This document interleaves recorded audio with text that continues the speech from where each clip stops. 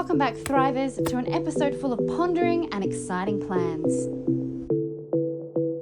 My mission on this earth is to connect you to the magic of nature, to thrive physically and globally, to bring the principles of the rainforest into your everyday life.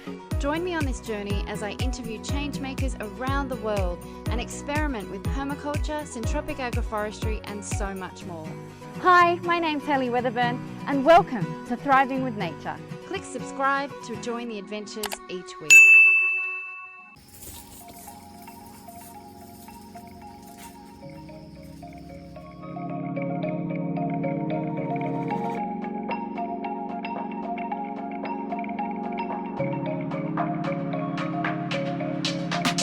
Alright, so I want to share with you something that occurred to me yesterday, but I didn't have my camera with me. So obviously last week you saw that my brother and I cleared some of the land. Let me show you.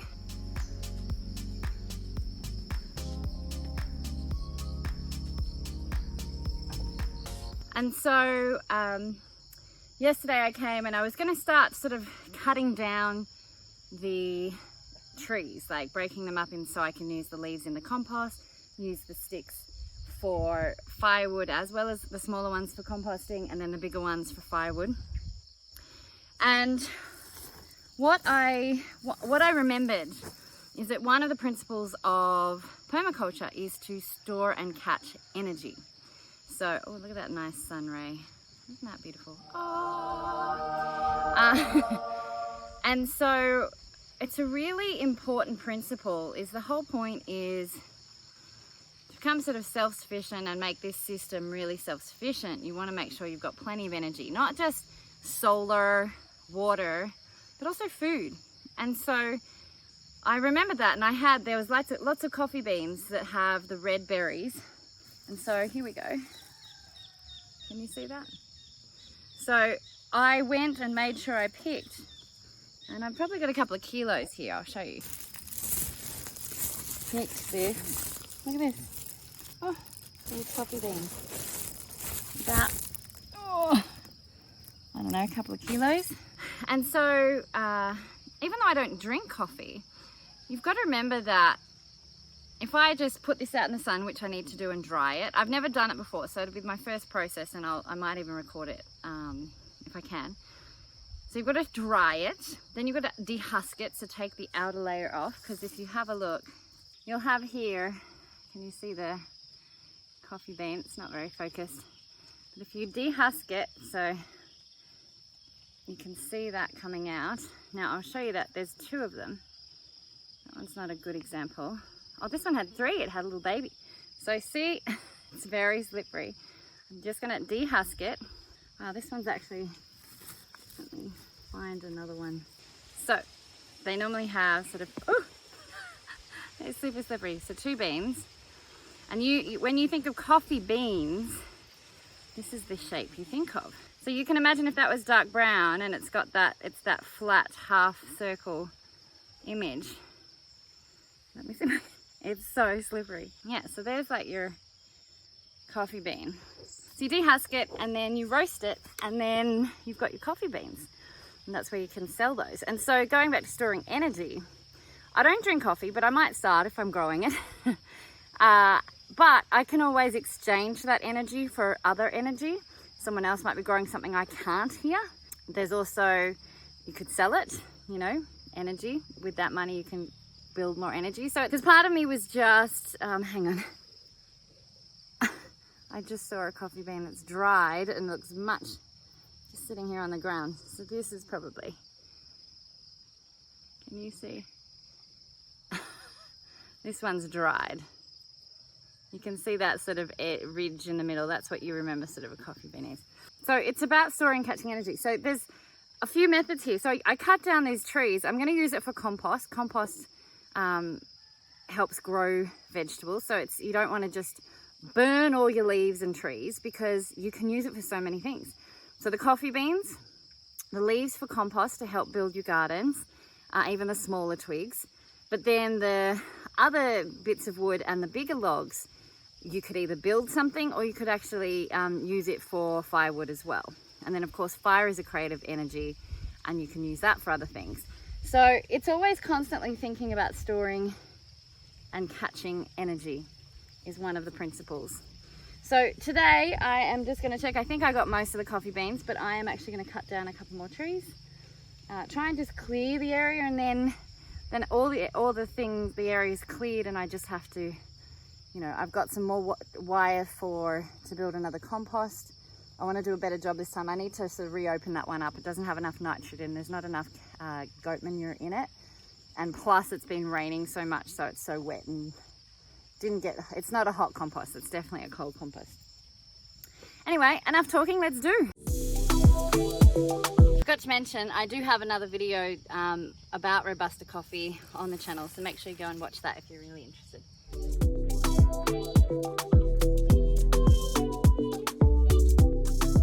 I want to pick these ones.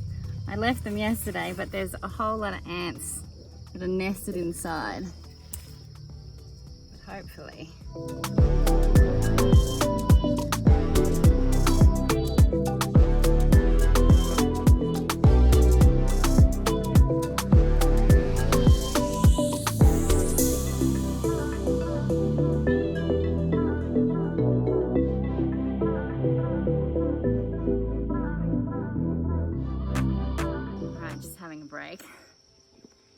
It's really, I've said it before, but I'll say it again. For someone who wants to help nature thrive, it's just tough to see how much, like, I saw a video before of, like, when I first came to this part of this land, and it just looked so like lush and thriving and beautiful. Now I've just cut it all down. I know some of these coffee trees I think are like 18 years old. But I have to keep reminding myself, even in nature there's destruction, and destruction causes regeneration. It causes a spike in growth. In syntropic agroforestry, we like to replicate that, because normally, like in a massive wind storm or what will happen is, you know, branches will fall, things will do that, and that activates. It's like, okay, we got to grow because there's a bit of destruction. And so in syntropic agroforestry, you constantly prune and do that. So it's all good. It's also interesting in how warped and kind of satisfying it is to clear this. It's like, wow, like I can see what I've done. So there's this warped, and you can see how people can get caught up in, let's just clear and start from fresh, but it's like, hang on, let's see what's been developed there and not dig up, you know, millions of years of growth. Anyway, those are just the ponderings I'm having while I'm cutting down 18-year-old trees. It's all part of it.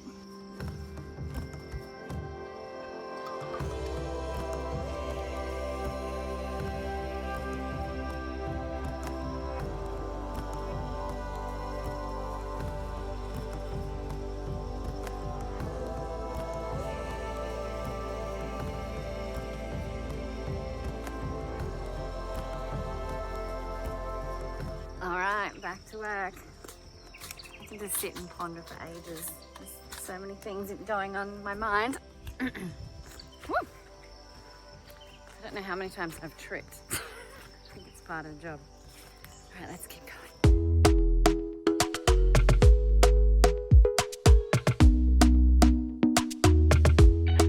I want to show you something. There's some mycelium, I believe, down here.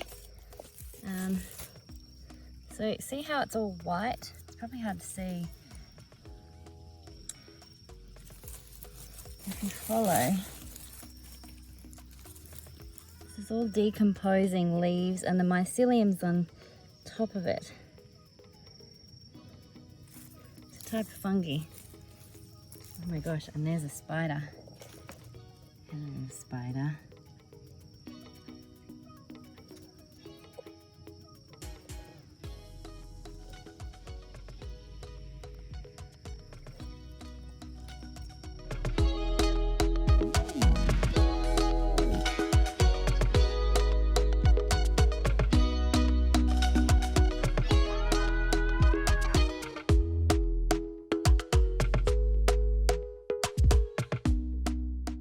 It's quite satisfying. You know, my brother was asking, I could just pay a couple of guys and clear this. And I'm really excited to get the workers in very, very soon. I'm already starting, like I'm excited to have a lot of staff here. I'm excited to employ all the locals, not all of them, but as many as I can that are inspired and want to do this, especially in this time of age, you know, people need to be employed. And so, yeah, I'm currently just working out how I need to do that.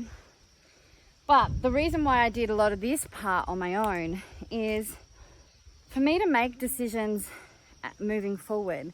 I really have to get to know the lay of the land, understand, like there's little things like learning, and I'm going to say some random stuff here, but it all adds up. So I've discovered through this coffee wood is really hard wood. It'd be amazing for burning and also building some things. So learning that from cutting down. I wouldn't know that if I got someone else to do that. Understanding the different trunks and things like the rotting, the processes. It's hard to articulate that you need the 5 senses to really listen what's going on, hear the rustling, like be really present rather than just sit back straight away and just get them to do it.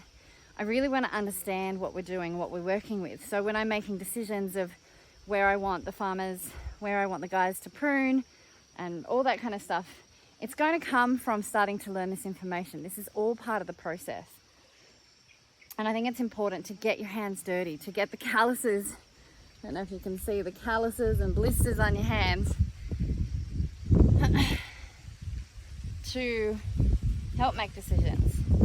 So it's an interesting balance of getting in so you understand and then handing over to and hiring all the people to A, employ them, to B, hopefully they're inspired and excited by it and they'll start to replicate it in their villages and in their homes and gardens and farms, and share the things that they learn. I'm hoping to learn from them as well. 100%. A lot of these farmers have been here all their lives, so they know a bit more. But it helps me to understand if I've actually got my hands dirty. And so what I was going to say is in permaculture, they actually invite you to do nothing for 12 months. And it's almost been 12 months since I first found this land last year. Almost. It's very close actually, couple of months away. And I would have seen this land 12 months ago. And you want to do that because you want to see it in wet season, dry season. Where do the winds come from? What happens when the rain falls? What happens to the different vegetations? Where are the bees coming? What happens to the cacao pods? All those things. And so that's why I've been moving slowly. That's why I'm getting my hands dirty. But ultimately, I'm looking forward to bringing in the community and working with them and doing this together. But just to start with, for me to help make the decisions, I needed to get my hands dirty. So yeah, I just wanted to share that bit of why I'm doing this to start with. Because it will help me direct and be the director, which is what I am, and make those decisions to help the workers. And it's very exciting because I'm looking at getting some guys in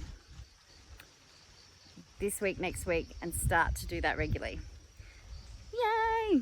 Anyway, on that note, I must keep working.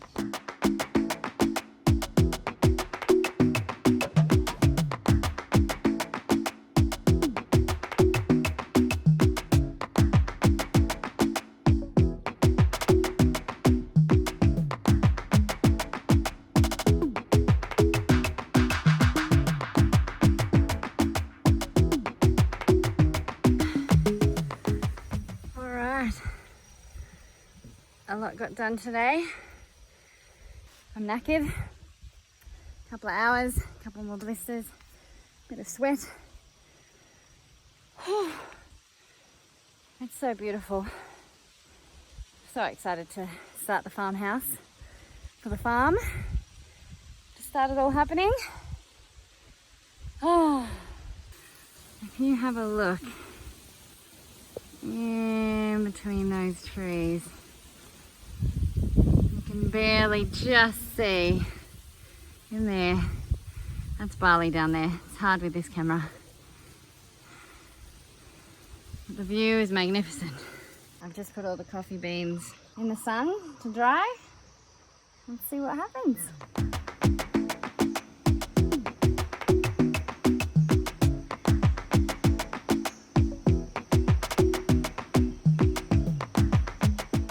I'm just here with Pat Wiwin. Hi. We're just talking about possibility of working and helping me out, which is super exciting. So we're just talking about what I need done, which is, yeah, it's just the beginning. You could be the first person. Yeah. Pertama orang mungkin kerja di sini mungkin. Yeah, so anyway, it's all good. Beautiful afternoon.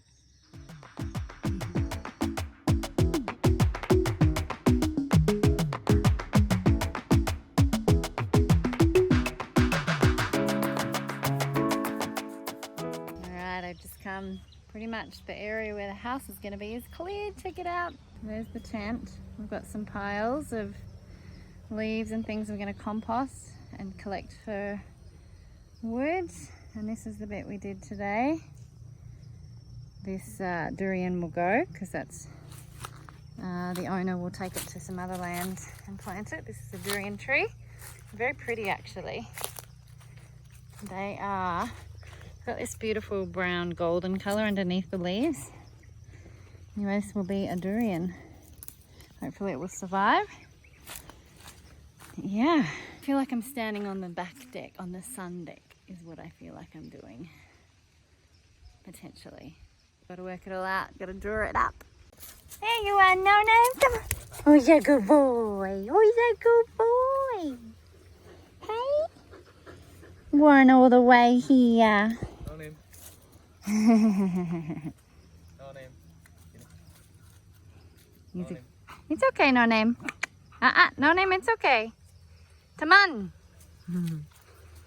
Look what I'm getting, the first bananas. Pisang. Berat? Lumayan. Hah? Berat sedikit. Ya, ya. Ini? Nggak bisa. Sama. There we go. Enak. Yay. As I was sitting down and just imagining house ideas, the neighbours popped round to visit and I got to chat a little bit and get to know them more. It's really lovely to start to meet the community. I just thought I'd document this. I am currently, so yesterday you may have seen, I don't know if I recorded it, I got the big measuring tape and really measured the outside, and so I've managed to create, I don't know if you can see that, hopefully you can, managed to create the outline. Pretty bird. And so I'm just configuring, I've got the kind of structure I want in the house, but it's the real measurements. Like I've been playing around with these measurements, and then I'm using 1 centimeter for 1 meter. And I had a look and I'm like, the kitchen is 3 meters away from the dining table. Does that seem a bit excessive? It doesn't need to be that big. Like I don't want to have wasted space. So it's interesting designing and playing around with this. In an hour, I'm heading over to my mentor to just brainstorm a bit more. I thought I'd be more ahead by now, but it's okay. Because there's so many things to think about when you design a house. Like when you walk and bring up the shopping, you don't want to be traipsing across different rooms and going down hallways to bring it in. So where do you want to put that? Like where will I be sitting mostly? What will I do? And they say when you design a house, and this is part of permaculture, is like saving energy. Like where do you want to walk? And then you've got to think of drainage. Where does the bathrooms, like grey water, brown water, all those kind of things, or black water I think it's called, where do they go? And then at nighttime, like if you put that there and at nighttime and you've got people over, is that going to be too noisy if you want to sleep? Like there's so many factors. But I think I'm getting there. It's just nice to just finally sit down and draw, but this has been really good to ink out the main boundaries and then to pencil in and keep playing around. So that's fun. I do want to get this on a computer, but for now this is working. So just to give you an idea, so in ink I've just sort of got the actual markings. Like I worked out that how the distance was, that was 17.2 to that corner from the mangosteen tree. And I went straight across and straight across. I did measure, yeah, that was 16.5. I should check that. I didn't compare that. Let's have a quick look. Oh, look, it works. 16.5. Yeah, because it helped me work out this point and what angle this was on. And I think one of the things I've said is that when I picked this land, it was just a 15-minute decision on this last piece. And I am getting the bigger piece of land, so I'm not letting myself get too caught up on these boundaries, because if I want to keep the mangosteen tree, I need a good distance around it to not affect it. So I'm going out the outlines, but yeah. There's the main view. That's where the sun's rising. So just kind of taking in everything.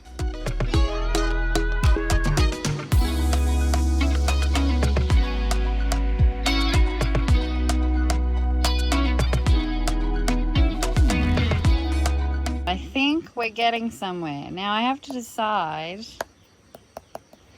What happens is I keep wanting to swap these around. Oh, I've got to look at downstairs now because this is upstairs. So upstairs I'm focused on first because it's my house.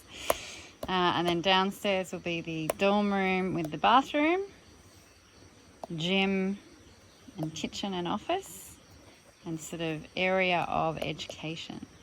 So I'm excited about that. I am excited about that. But yeah, it's getting there. Stay tuned for next week's episode where my friends come round to help.